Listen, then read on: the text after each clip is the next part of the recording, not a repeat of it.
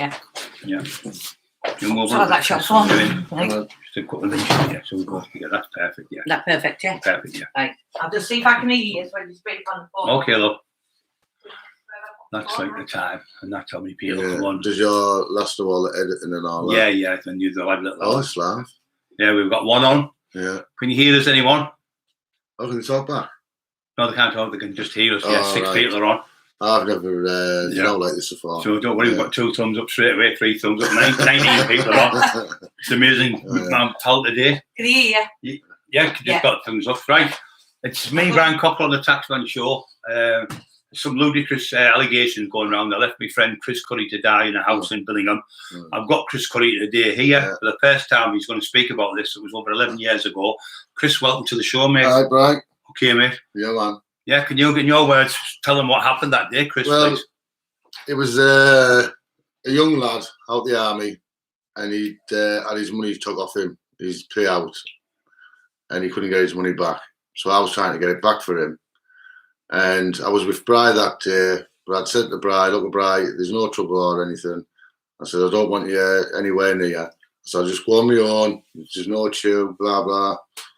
So I left Bri right down the road, and I walked up, and it was 2 young lads drove us up there, didn't they? Yeah, for pizza delivery. Goes walking up, knocks on the door opens. Biggest black man I've seen in my life came out. Biggest man I've ever seen, yeah. 7'2", 28 stone, waving his arms about. And I just instinctively, I was like, am I supposed to be scared of you? You know? But anyway, then more people came out. There was a bit of argy-bargy, and he hit me from behind, this black bloke. So I spun on him. There was a bit of a scuffle. Next thing I knew, I'm being hit from behind with, I now know to be a samurai sword, a bat of some sort, and a knife. I've got really big scars on me getting that to prove that as well. Yeah. I was then dragged into the house, and the doors were all locked. And there was a scuffle in the house. I was trying to defend myself, but I was losing. And I was pinned on the floor, and I was thinking, I'm going to die here. They're going to chop me up, they're going to put me in bags. And at that, I just heard this almighty crash. And I heard everyone go, it's Cockerill! And everyone just scattered. So I started getting up, and I've heard Bri screaming, come on then, you want to fight someone? To this big black bloke. He ran for the back door, but they'd locked all of the doors because they had me captive, so he couldn't get out. Everything else is really history, but I've heard it said that Bri had left me that day, and that hurts me because I wouldn't be here now if it wasn't Brian Cockerill, and I wholeheartedly believe that. Yeah, you know, he saved my life that day. Because when I went, what had happened is Chris would obviously had him in the house, did a rounders, bat and everything else, they put it next door, and the lady next door come forward for the proof for me. Chris got remanded for 110 days. Yeah, they did all that, and then they goes to the police, and we had to run away. Yeah, do you know what I mean? And the police subdued the 999 calls that were made. People over the road in different houses phoned the police on 999 emergency that a man, myself, was being attacked by a group of people. They were told about the weapons and the sword and stuff. The police decided to subdue all that, us being who we were at the time, which I'm not proud of. No. Well, we were only doing good that day because that army lad, he was a war hero. He was in Afghanistan and they took the £1,500 off him. We were trying to get it back. I mean, we didn't want no money. It's not a lot. It's not a lot of money, is it? £1,500, but when that's all what you've got, and I think he was medically discharged and that. So you know, he was a war hero. So there was no way we could let the lad. So we were just trying to do the right thing, and we knew the lady whose house it was. Yeah. So I decided to stay up the street. Chris said, "I'll see him because I know them." He went to the door, and you see, he was attacked, beaten. I didn't want them to think that. There was going on, you know, I thought if to take me and Bri at the door, they're going to think, oh shit, what's going to happen? Well, and the thing is, you did it the right way, and I tried to. You ended up getting killed. And the thing is, Chris lost 2.5 pints of blood that day, And the police looked for the blood. They said they couldn't find it. It was all over the walls, up the walls, and everything, wasn't it? It was everywhere. And there were 6 of them in the house. And as I went in, he tried to go out the door like Chris, and he threw a few punches at me, hit him with the right hand, and he fell to get the table, and his table smashed. And I grabbed him to finish him off, but his wife grabbed my arm, called Gail. So I thought, and he was saying, get the police, and get the police. So anyway, I grabbed Chris and I was taking him out. But the 999 calls, the old lady phone said, oh, it looks like there's a black lad hit him. They've dragged him in the house. Oh, there's a big white lad running down the street, come to save his mate. I was banging on the window. I thought, so I had to kick the door in, and I got done for aggravated burglary. But if I never kicked the door in, I said to the judge, Chris would have been killed. Would have been dealing with a murder case. Anyway, the police weren't interested. They withheld the evidence. And well, they did, yeah. They tried to fabricate evidence, is where I see it. Well, the lady next door, she worked in the hospital, and her husband was a porter. She phoned the police and said, I've got the weapons to prove that Mr. Currie and Mr. Cockerill were telling the truth. I didn't dare make a statement because the Iceman obviously was known for selling drugs, and he was a big drug dealer and a bully. So they were frightened of him. But when he left that house, she made phone the police up on several occasions to try to stick up for us and tell the truth, but the police didn't want to know. No, didn't know. But the judge... But your mate went and collected the weapons and that, didn't he? That's right, yeah. And we took the weapons to Craig Beer, God rest his soul, solicitor, and they still weren't interested, the police. They said, oh, we're going ahead without it. So then they tried to get me and Chris, and they said, Chris shouted me out. We went to Home House, didn't we? You're on the video. And there's another rumour going around that I got filled in Home House. Can you elaborate on this? No, because we got separated in Home House. They just didn't want us together for obvious reasons. But he was on the next wing, and I was on the wing next door. We used to talk every day out the window.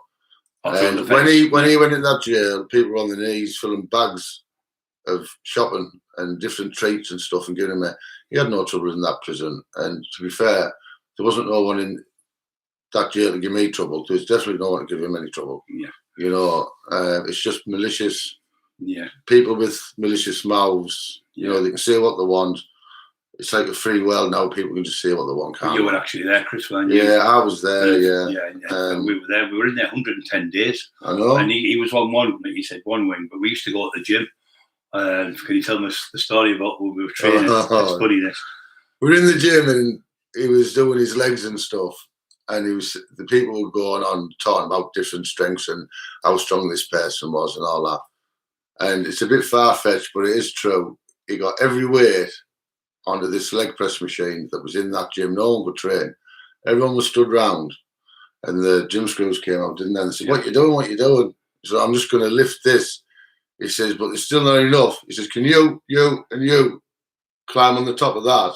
They were like 14, 15 stone blokes. They got on the top of it, and then he repped that. I don't know how many times, 10, 12 times, something like that. Yeah, because I tell you, it was they put it on the board, didn't they? Yeah, it's still there today. It was 850 key plus the lads. It was about £2,000. And I think it was 12 reps, and Big Bud Armstrong. I think there'll have been a bit more than £2,000 on that. Big Bud Armstrong was saying, you've got legs like a car horse frying, and Cy Bowie was there, was a boxer. I didn't think loads of people. Mark Johnson was in as well, when he had young Ali Johnson. And I didn't think he was going to do it himself, if I'm honest. You know, these ludicrous lies coming out of people. Why do people make stupid lies up to because they try to G themselves up, right? By putting other people down. Yeah. You know, and it's just sad. Me and Chris have been friends for 30 odd years, and we've all been friends, haven't we? And we've both been through bad times. We've had a few ups and downs, if I'm honest. Of course, yeah. But it was because of other people. Me and him. But the truth of it, both of us were on drugs, weren't we? Years ago. Both of us. You can see him now. He looks amazing. He's doing great. I'm a good looking lad. Yeah. The thing is, you've changed your life on Chris. You have your family, you've got your kids and everything. So I set up the neighbourhood watch where I live. Yeah. And I got all the residents together. Have meetings with councils to get rid of undesirables. Yeah.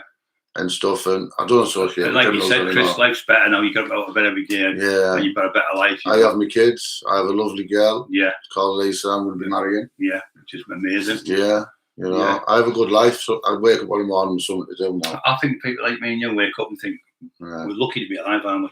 We are lucky. I am. I mean, Chris's head was split from here to there. And he had to get his head. Oh, you held it together, didn't you? I held his head together, and I put my fingers in case it was cracked or out, and I had to feel his skull on the top of here. Another quarter of an inch, he wouldn't be, he'd been dead. And really, they should have been charged with anything. He wanted me to go to hospital. I said, I can't go to hospital Friday, so they're going to arrest me. I had to put a turban on his head. Yeah, put a turban. Put a turban on his head type of thing, like a towel, and bless him. He got his rib was bust, everything's a mess, bruises all over.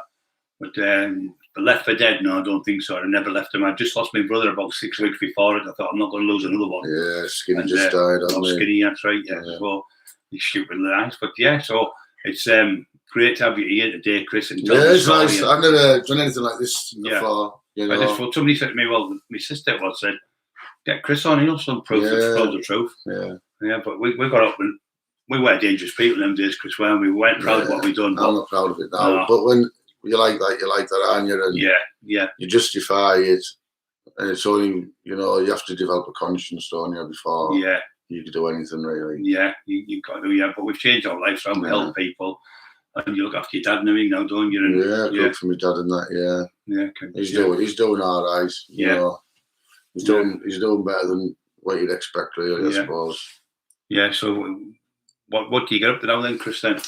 I do nothing really. I do the neighbourhood watch thing. And I do my garden. Oh, you do a lot. You do in the garden. You help your dad. You help the kids. You take the kids to school. Oh yeah, I done the school run before I came over. I have my daughter living with me now, which is brilliant. And my son is with his mum. But I have him 3 nights a week. 2 nights one week, 3 nights the next. But we've been on holidays to Turkey and that, and just living normal family life, really. It's good to get up with a few quid in your pocket in it instead of we used to blow every penny on drugs and sit there starving all week. And I do the tattoos now, don't I? Oh yeah, I'm a tattoo artist. He's a tattoo artist as well. He's really good. Draw, brilliant. I couldn't draw to save my life, but he's amazing what he does. Really good. You've just been showing us some of the stuff there. Absolutely all the swells, the drawings and the tattoos. Yeah, because we lost touch, didn't we, really? Yeah. We did, yeah. But, I'm glad you reached out to him, Brian. Yeah, I know. Well, I phoned our friend Lee Scrimshaw's